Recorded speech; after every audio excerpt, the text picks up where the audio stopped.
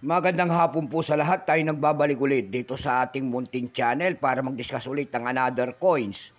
Ayan, kung magkano na ang kanyang mga presyo sa ating mga online selling at isa tayong kolektor. Ayan.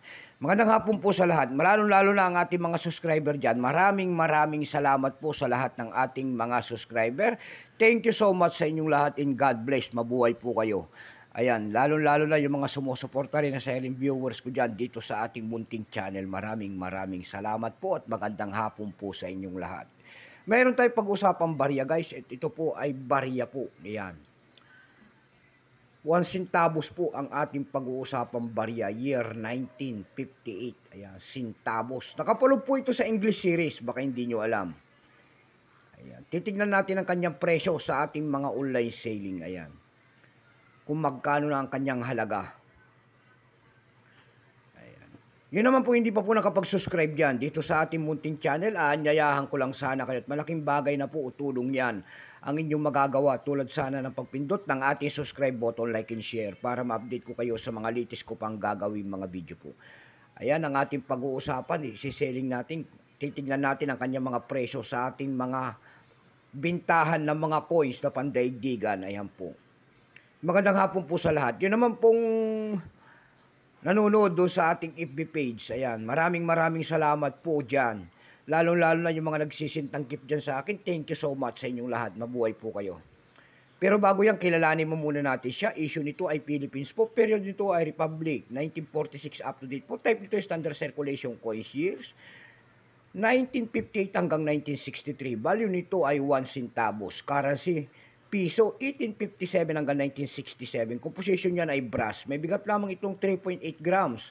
Meron naman itong 19 mm. May kapal po naman itong 1.45 mm. Hugis po bilog. Orientation niyan ay coin alignment. Itinigil naman ang paggamit sa barya na ito ng Pilipinas noong August 31, 1979. Number NDAS 5996. Reference number KMDAS 186. Ayan. Coat of Arms of the Philippines ang kanya nasa likod. Ito po ay nakapaloob sa English series. Ayan, ito po, itong 1958 na ito po ay 18%. Kung ilang piraso naman ang ginawa ng ating Bangko Sentral sa barya na hawak natin, ito po ay 20 million lamang. May presyo na rin po yan doon sa ating numista.com. Ayan.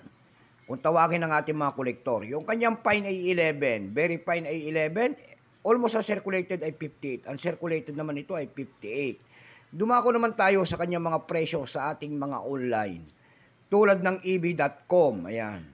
Doon sa ating eb.com, meron na tayo nakita nagbebenta doon ng $17.50 nito, ayan.